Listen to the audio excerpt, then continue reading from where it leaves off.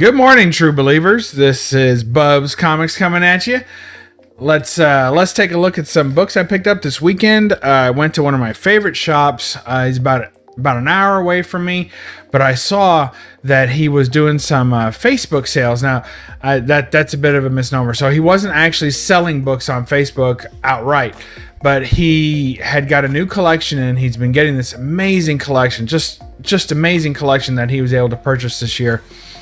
And this guy, he's getting older in age, and he had decided that, actually it was a family plan, which is interesting because I want to know your take on this.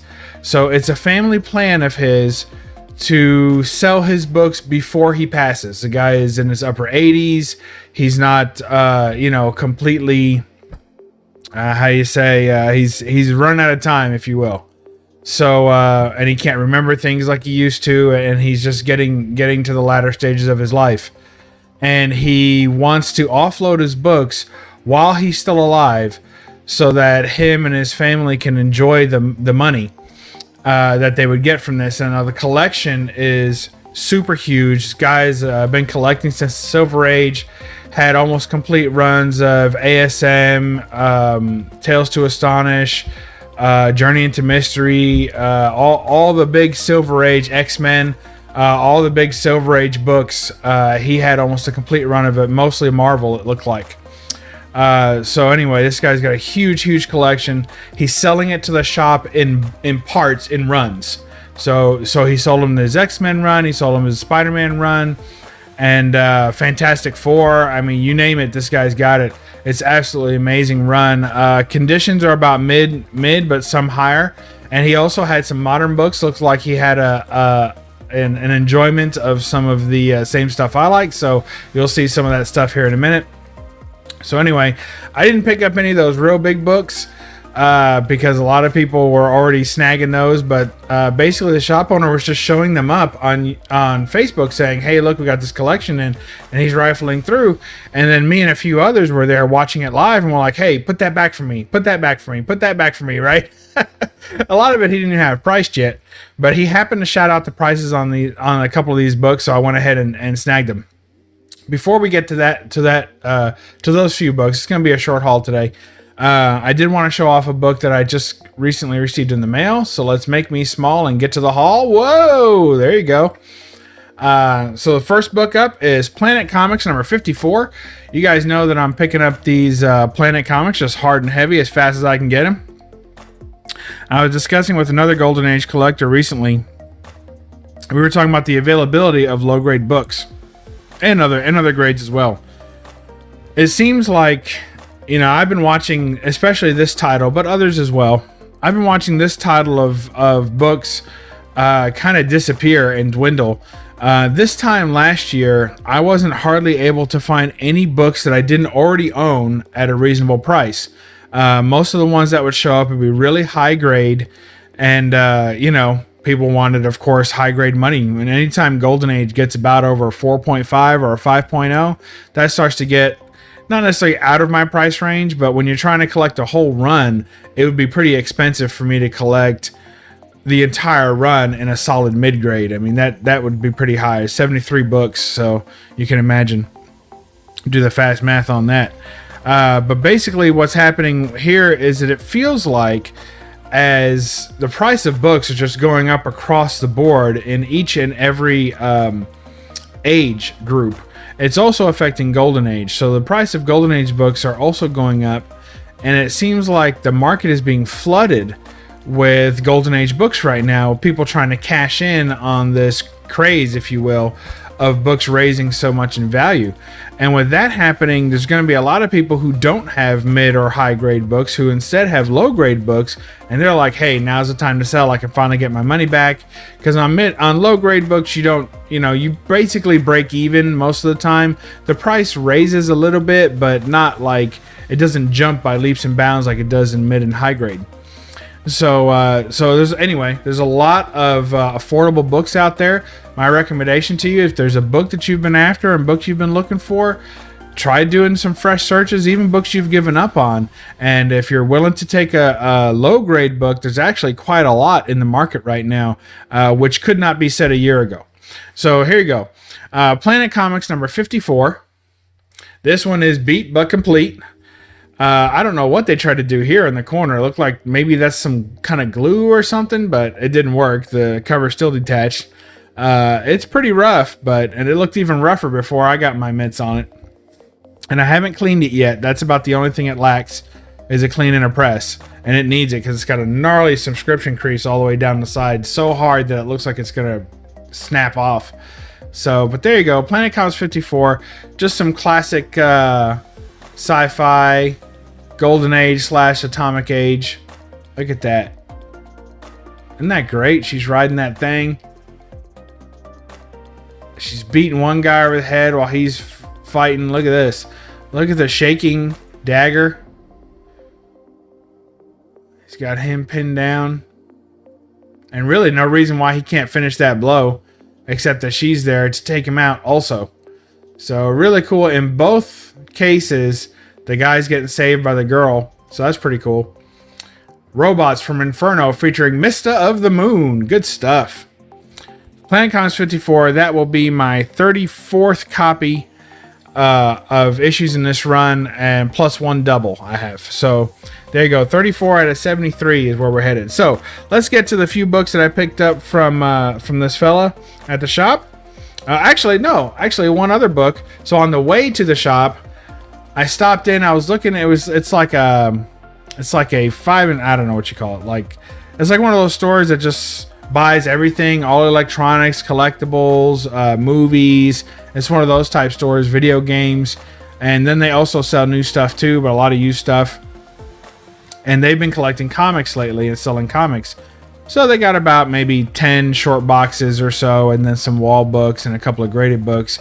So I wasn't there shopping for comics. Actually, we had a birthday in the family this weekend, so it wasn't about me this weekend. I was just trying really hard not to do my usual routine, all the places that I go. But I stopped by this place and I said, you know what? This book was literally sitting on top of a box. And I said, well, I'm not even digging for comics. This book found me. This book wants to go home with me. So I took it home. Adam Hughes cover, X-Men Classics number 79. That awesome Dark Phoenix. Look at that. Isn't that amazing? Way to go, Adam Hughes. That is killer. You guys miss me?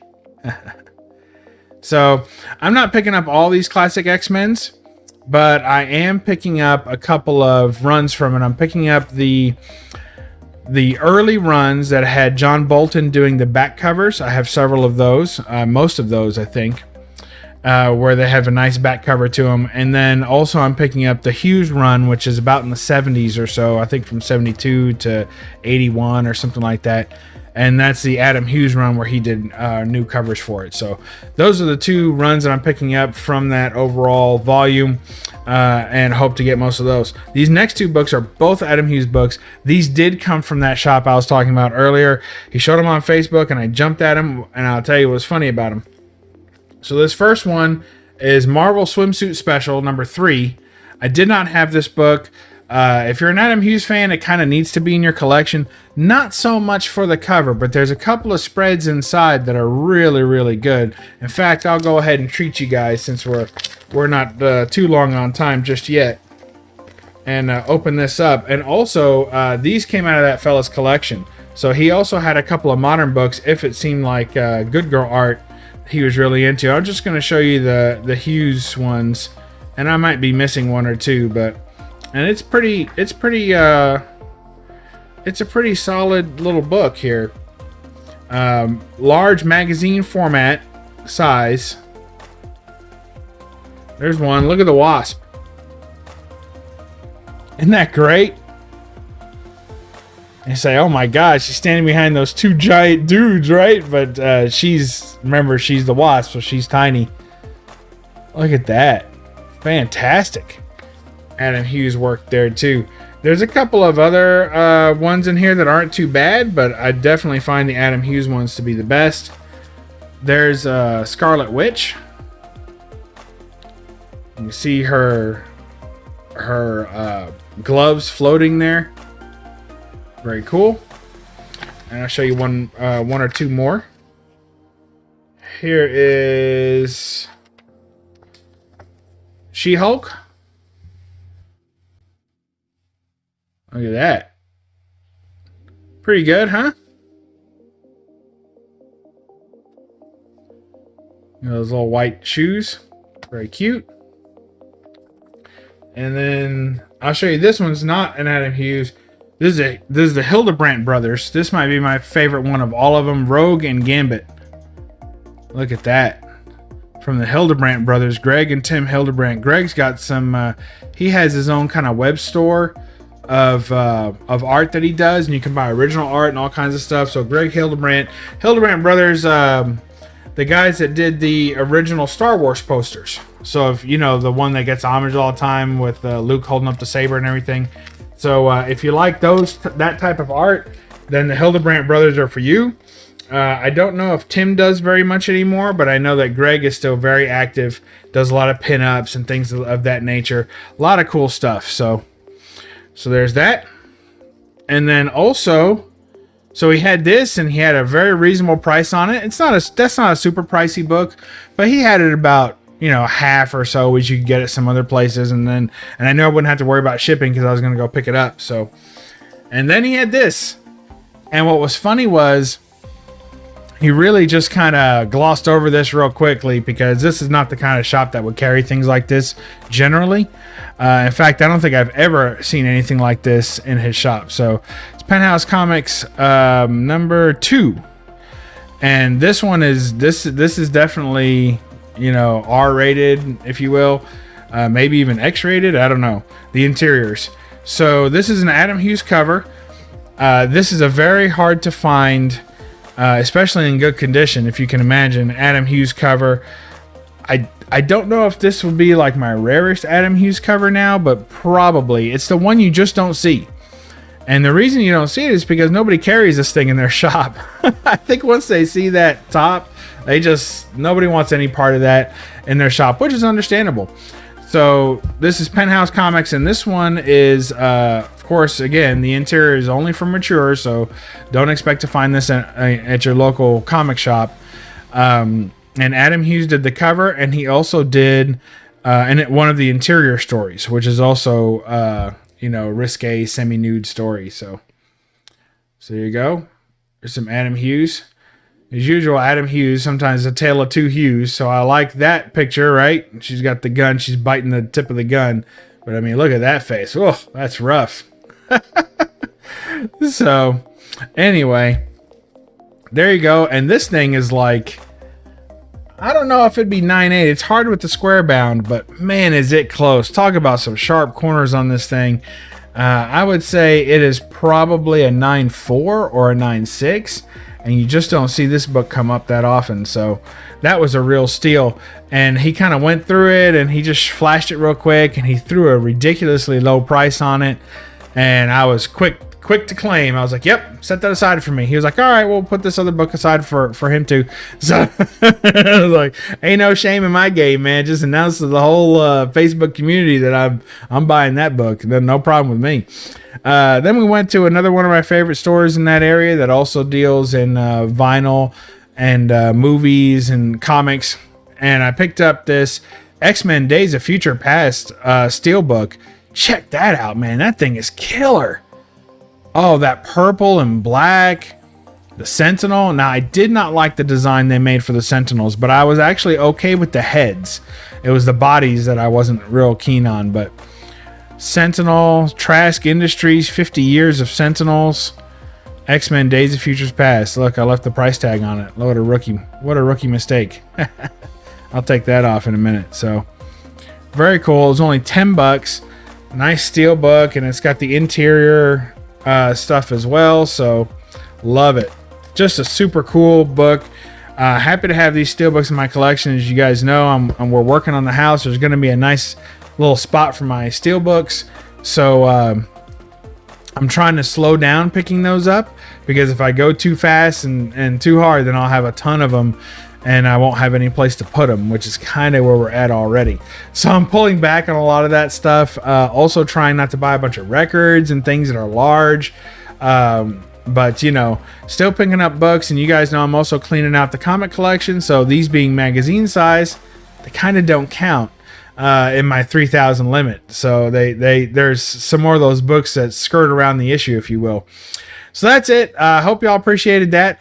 We'll catch you next time on BUB'S Comics. I just wanted to show you some of this cool stuff that we picked up this weekend, and we'll probably let you enjoy a little bit more Adam Hughes, Dark Phoenix. So we'll catch you next time. Remember to read a comic and don't apologize for the glare. Bye-bye.